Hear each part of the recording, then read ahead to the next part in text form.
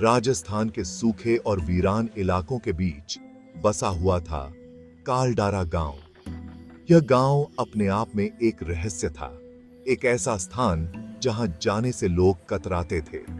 ये वो जगह थी जिसके बारे में फुसफुसाहट में बात होती थी, जहां लोग अपने बच्चों को जाने से मना करते थे। यहाँ की कहानियां पीढ़ी दर पीढ़ी सुनाई जाती थीं।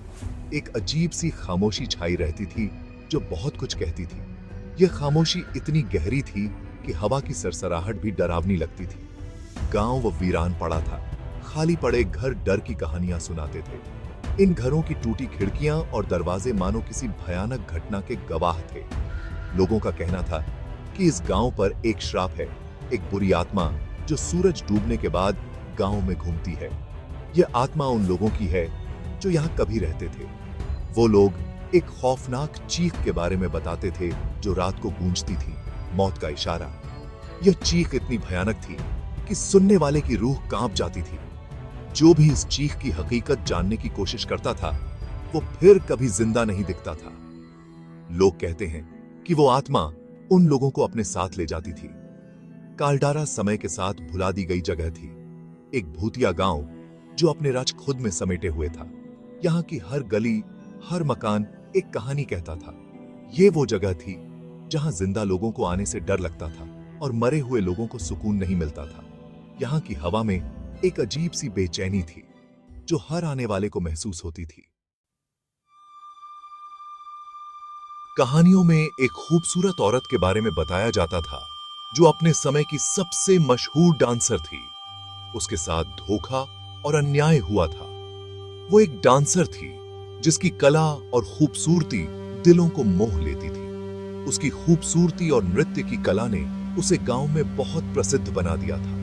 लेकिन यही खूबसूरती उसकी मुसीबत बन गई। उसकी सफलता और सुंदरता ने कई लोगों के दिलों में जलन पैदा कर दी। एक जलन से भरी हुई सौतन ने, जो उसकी प्रसिद्धि से ईर्ष्या करती थी, उसे जादू टोना करने का इल्जाम लगा दिया। गांव के लोग जो अंधविश्वास में डूबे हुए थे, डर और अंधविश्वास में अंधे होकर गांव वालों ने उस पर जुल्म ढाया। उन्होंने बिना सोचे समझे उसे दोषी मान लिया। उसे घसीटते हुए गांव के बाहर पुराने कुएं के पास ले गए और बेरहमी से मार डाला। उसकी चीखें आसमान में गूंज उठीं और बेरहमी से मार डाला। उसकी लाश कुएं में फेंक दी। उसकी मौत की चीखें दर्द और गुस्से से भरी हुई उसकी लाश कुएं में फेंक दी। उसकी मौत की चीखें दर्द और गुस्से से भरी हुई पूरे गांव में गूंज उठी। उसकी मौत की चीखें दर्द और गुस्से से भरी हुई पूरे हाम्बो में की गूंज उठी। वो चीखें कालडारा का हिस्सा बन गईं, पूरे गांव में गूंज उठी। वो चीखें कालडारा का हिस्सा बन गईं, उनके पाप की याद दिलाती रहीं। वो चीखें कालडारा का हिस्सा बन गईं, उनके पाप की याद दिलाती रहीं। पोसाई से की एक बदले की भूखी आत्मा बन गई, उनके पाप की याद दिलाती रहीं। वो हुआसी, वो एक बदले की भूखी आत्मा बन गई, एक खौफनाक शक्ति जिसे पिशाचिनी कहा जाता है। वो एक बदले की भूखी आत्मा बन गई, एक खौफनाक शक्ति जिसे पिशाचिनी कहा जाता है। उसकी आत्मा दो दुनियाओं के बीच फंसी हुई, एक खौफनाक शक्ति जिसे पिशाचिनी कहा जाता है। उसकी आत्मा दो दुनियाओं के बीच फंसी हुई, अपने साथ हुए अन्याय का बदला लेना चाहती थी। उसकी आत्मा दो दुनियाओं के बीच फंसी हुई, अपने साथ हुए असामी अन्याय का बदला लेना चाहती थी। वो गांव में रात के समय प्रकट होती, अपने साथ हुए अन्याय का बदला लेना चाहती थी। वो गांव में रात के समय प्रकट होती और अपने दुश्मनों को सजा देती थी।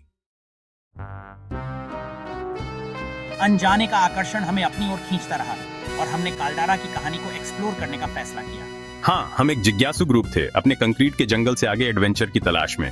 हमने कहानियाँ सुनी थी, उन्हें सिर्फ लोग कथाएं मानकर खारिज कर दिया था, समझते हो। लेकिन उस वीरान गांव के बारे में कुछ तो था, एक रहस्य का वादा जिसने हमें अपनी ओर खींच लिया। वो लोग पूर्णिमा की रात को कालडारा पहुंचे, गांव वालों के हिसाब से सबसे खराब समय। हवा में एक अजीब सी ऊर्जा भरी हुई थी, एक अजीब सी बेचैनी जो उनकी रीढ़ की हड्डी तक सिहरन पैदा कर रही थी।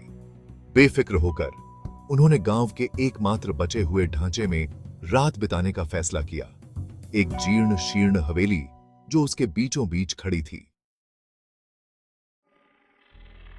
हवेली एक बीते युग की निशानी थी। इसकी भव्यता फीकी पड़ गई थी, इसकी दीवारें टूट रही थीं, अंदर की हवा बासी थी, भूली हुई यादों के भार से भारी थी। हमने हवेली का पता लगाया, हमारा शुरुआती उत्साह बेचैनी में बदल गया। दीवारों पर अजीबोगरीब निशान बने हुए थे जिनका मतलब समय के साथ खो गया था। जैसे जैसे रात गहरी होती गई, हवेली में परछाइयां जिंदा होने लगी। उन्हें फुसफुसाहट सुनाई दी, धीमी आवाजें जो खुद दीवारों से निकलती हुई प्रतीत हो रही थीं। हवेली में एक ठंडी हवा चली जिससे हमारे लालटेन बुझ गए और हम अंधेरे में डूब गए। घबराहट होने लगी, हमारी हंसी नर्वस फुसफुसाहट में बदल गई। सन्नाटा तोड़ती हुई वो चीख आई, रूह कंपा देने वाली चीख जो उनकी आत्मा को चीरती हुई निकल गई। वे एक दूसरे से चिपट गए, उनके दिल उनकी छाती में जोर जोर से धड़क रहे थे। जब चीख की गूंज फीकी पड़ गई तो उन्होंने महसूस किया कि अर्जुन गायब है। उन्होंने उसे ढूंढा, उनकी पुकार अंधेरे में गूंजती रही लेकिन कोई जवाब नहीं मिला। पायल अपने डर में एक पुराने धूल भरे शीशे से टकरा गई। जैसे ही उसने उसकी गहराई में देखा, उसे एक क्षण भंगुर छवि दिखाई दी, खून से सनी आंखों वाली और एक भयानक मुस्कुराहट वाली एक औरत का भयावह दृश्य। महिला के माथे पर एक अजीब चमकती हुई बिंदी सुशोभित थी जो एक भयानक रोशनी के साथ धड़क रही थी। पायल चीखी, उसकी चीखें हवेली में गूंज उठी, लेकिन उसके दोस्त अर्जुन की तलाश में इतने व्यस्त थे कि उन्होंने उसकी एक न सुनी। डर और बेबसी से प्रेरित होकर वे हवेली में एक छिपे हुए कमरे में ठोकर मार गए। अंदर उन्हें एक धूल भरी पुरानी संदूक मिली। जैसे ही उन्होंने इसे खोला, उन्हें एक डायरी मिली जिसके पन्ने गुप्त लेखन और अजीबोगरीब चित्रों से भरे हुए थे। यह एक तांत्रिक की डायरी थी, एक मिस्ट्रीवादी जो कभी गांव में रहता था। उसने पिशाचिनी, उसके क्रोध और बदले की प्यास के बारे में लिखा था। उसने उसकी आत्मा को शांत करने, उसे उसके तामसिक अस्तित्व से मुक्त करने के तरीके के बारे में लिखा था। उन्होंने लिखा, चाबी एक मिस्ट्रीमय वस्तु में है, एक प्रेत बिंदी, एक बिंदी शक्तिशाली जादू से युक्त है। तांत्रिक ने पिशाचिनी के प्रकोप को रोकने की उम्मीद में प्रेत बिंदी को हवेली के भीतर कहीं छिपा दिया था। तांत्रिक के निर्देशों का पालन करते हुए हमने हवेली की तलाशी ली। हमारी उम्मीद फिर से जाग गई। अंत में एक ढीली फर्शबोर्ड के नीचे हमें एक छोटा जटिल नक्काशीदार लकड़ी का डिब्बा मिला। अंदर मखमल के बिस्तर पर प्रेत बिंदी थी। यह एक अजीब रोशनी से चमक रहा था, एक अज्ञात ऊर्जा के साथ स्पंदित हो रहा था। डायरी में एक अनुष्ठान का वर्णन था, प्रेत बिंदी का उपयोग करके पिशाचिनी की आत्मा को मुक्त करने का एक तरीका। हमें पुराना कुआं, उसकी हत्या का स्थान ढूंढना था और पूर्णिमा की रोशनी में अनुष्ठान करना था। प्रेत बिंदी और तांत्रिक के ज्ञान से लैस होकर हम रात में बाहर निकल पड़े। हमें कुआं मिला, एक ऐसा कुआं जो सदियों से छुपा हुआ था। उसकी पत्थर की दीवारें काई और लताओं से ढकी हुई थी। यह कुआं एक रहस्य की तरह था जो हमें अपनी ओर खींच रहा था। डायरी में दिए गए निर्देशों का पालन करते हुए हमने अनुष्ठान किया, एक ऐसा अनुष्ठान जो पीढ़ियों से भुला दिया गया था। प्राचीन शब्दों का जाप किया, उन शब्दों का जो हमारे पूर्वजों ने हमें सौंपे थे। हमारी आवाजें डर और आशा से कांप रही थीं। हम नहीं जानते थे कि आगे क्या होगा, लेकिन हमें विश्वास था। प्रेत बिंदी चमकीली चमक उठी, जैसे कि उसमें कोई अदृश्य शक्ति समा गई। कुएं के ऊपर एक अलौकिक प्रकाश फैल गया। यह प्रकाश हमें एक नई उम्मीद दे रहा था। हवा ऊर्जा के साथ चटक गई, जैसे कि कोई अदृश्य शक्ति हमारे चारों ओर घूम रही हो, और एक ठंडी हवा हमारे चारों ओर घूम गई। यह हवा हमारे रोंगटे खड़े कर रही थी। फिर जैसे ही यह अचानक शुरू हुआ, यह खत्म हो गया। हवा थम गई और एक अजीब सी शांति छा गई। प्रेत बिंदी अपनी चमक खो बैठी, जैसे कि उसकी सारी ऊर्जा समाप्त हो गई हो, और एक भयानक सन्नाटा हम पर छा गया। यह सन्नाटा हमें सोचने पर मजबूर कर रहा था। क्या हम सफल हो गए थे? क्या हमने सही कदम उठाए थे? क्या हमने आखिरकार पिशाचिनी की आत्मा को शांत कर दिया था और उसे उसके तामसिक अस्तित्व से मुक्त कर दिया था? क्या वह आत्मा अब स्वतंत्र थी या फिर हमें और कुछ करना बाकी था? जैसे ही हम वहाँ खड़े थे, पूर्णिमा की साक्षी निगाहों के नीचे हम एक नई शुरुआत की उम्मीद कर रहे थे। हम मदद नहीं कर सके, लेकिन राहत की भावना महसूस कर रहे थे, जैसे कि हमारे कंधों से एक बड़ा भार उतर गया हो। हमारे कंधों से एक भार उतर गया था। हम जानते थे कि यह यात्रा अभी खत्म नहीं हुई थी, लेकिन हमने एक महत्वपूर्ण कदम उठा लिया था।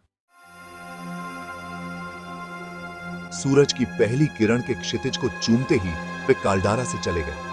उनके दिल रात की घटनाओं से भारी थे। वे अलौकिक के साथ अपनी मुठभेड़ से बच गए थे, लेकिन सवाल बना रहा, क्या पिशाचिनी सचमुच चली गई थी? जैसे ही वे गांव से दूर जा रहे थे, वे इस भावना को दूर नहीं कर सके कि कुछ गड़बड़ है। रियर व्यू मिरर में एक क्षणभंगुर छवि, एक छाया का एक झुंड बनता हुआ प्रतीत हो रहा था। उदास आंखों और एक भूतिया मुस्कान वाली एक महिला की छवि।